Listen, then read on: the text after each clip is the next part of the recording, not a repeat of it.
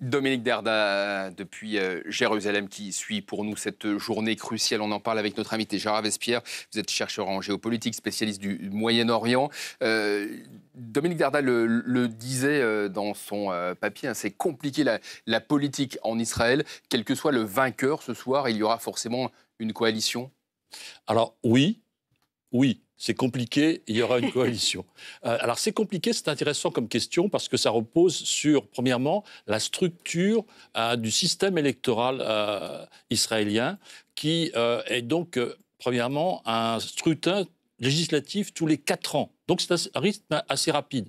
Là, en l'occurrence, c'est tous les 5 mois, parce que la dernière fois, c'était il y a 5 mois. Alors, effectivement, sauf dissolution, et là, nous faisons face, les électeurs font face à 4 élections législatives en 6 ans, donc rythme très rapide.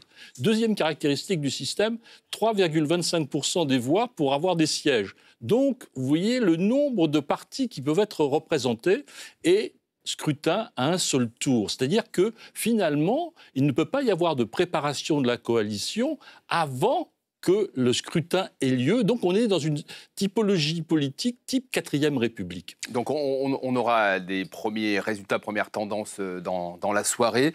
Ça veut dire que dans les heures qui viennent, les jours qui viennent, il y aura beaucoup de discussions, négociations, tractations entre les uns et les autres.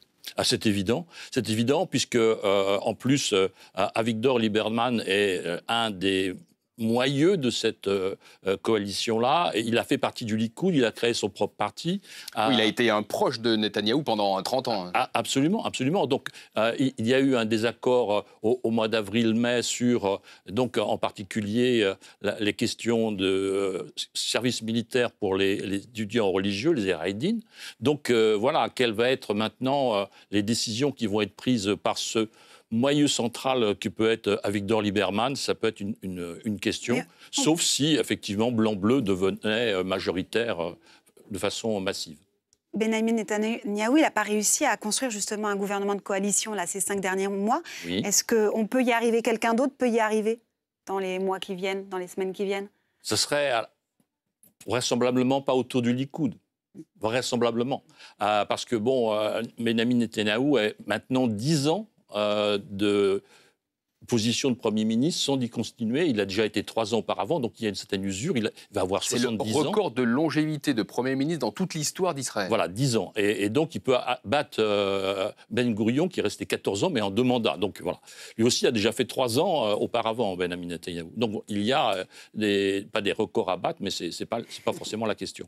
Mais donc, vis-à-vis de cet éclatement des partis politiques, il y a une véritable difficulté. Et donc, peut-être que Bleu-Blanc peut être un moyen de réponse. Bleu-Blanc, c'est le parti de Benny Gantz, ce parti de centriste en quelque sorte. Benny Gantz est un petit nouveau en politique. Lui, l'ancien général de l'armée israélienne, il est arrivé il y a peu de temps, en fait. Alors ça, c'est la deuxième caractéristique du monde et de la vie politique israélienne, c'est la rapidité d'ascension et donc la rotation.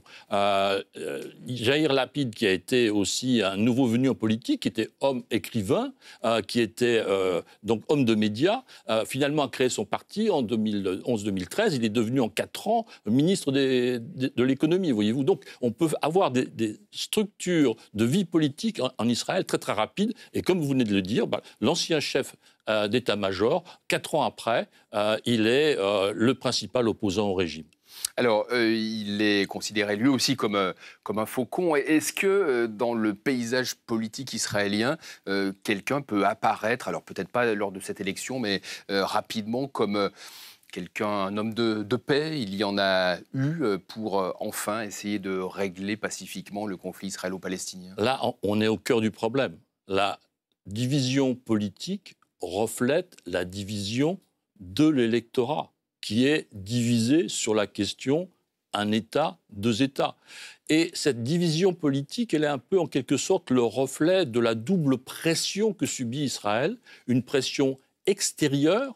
On veut détruire Israël, un certain nombre de régimes, l'Iran en particulier. Bon, voilà. Donc, le Hezbollah le souhaite aussi, depuis le Liban. Et donc, deuxièmement, une difficulté de structuration interne. Est-ce qu'on va vers une voie un État, une voie 2 États? Donc, vous avez ces 2 forces, l'une intérieure, l'autre extérieure, qui agissent sur l'électorat israélien. Et donc cette multitude de partis est une façon de donner un peu d'air à ces deux forces qui se rencontrent.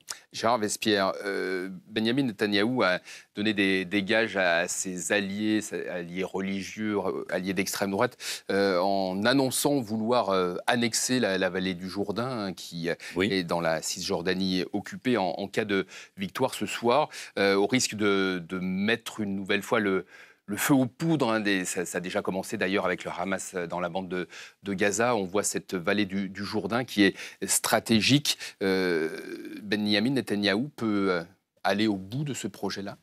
C'est un coup de poker. Il est parti au centre, il est parti vers la droite, maintenant il est parti vers l'extrême droite. Donc voilà, toujours plus à droite. C'est une stratégie. Va-t-elle être payante? On va le savoir dans les prochains jours, puisque effectivement, ce n'est pas ce soir qu'il y aura des résultats. Pour la coalition, il faudra attendre quelques temps. Et sinon, c'est la case, s'il perd, c'est la case justice pour lui? Alors, dossier 1000, dossier 2000, dossier 3000, dossier 4000. Il y a 4 dossiers dans les mains du procureur général, Mandelblit, sur la tête de Benyamin Netanyahou. Donc effectivement, c'est très compliqué pour lui. Ça va du rôle d'influenceur pour l'obtention de marché vis-à-vis de certains médias ou compagnies de télécom, jusqu'à l'influence sur l'acquisition d'armements. C'est 5 à 6 sous-marins acquis par l'Allemagne, et un de ses proches conseillers, peut-être même de sa famille, était parti dans le deal. Voilà, Benyamin Netanyahou, effectivement, poursuivi dans plusieurs affaires de corruption. Merci, Gérard Vespierre, d'avoir été avec nous, chercheur en géopolitique, spécialiste du Moyen-Orient, pour aborder cette actualité en Israël. On suit évidemment toute la journée ces élections législatives.